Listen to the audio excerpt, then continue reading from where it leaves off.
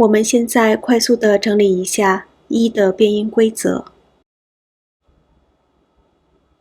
当数字、名字、日期和地址里出现一的时候，一还是读一声，它的声调是不变的。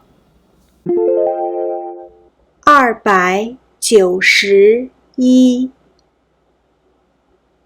王小一。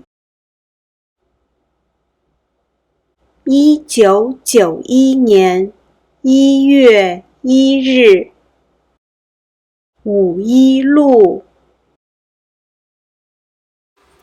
如果一后面的汉字是一声、二声和三声，那么一变声为四声。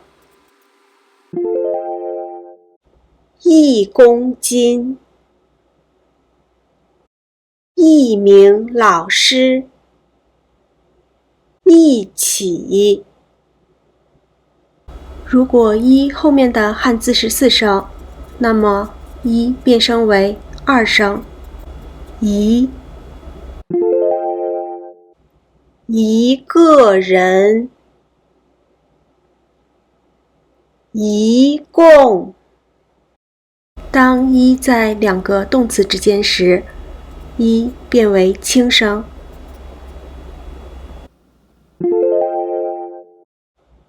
看一看，笑一笑。好了，这些就是一的变音规则，你可以在这里按下静止键，好好的复习一下。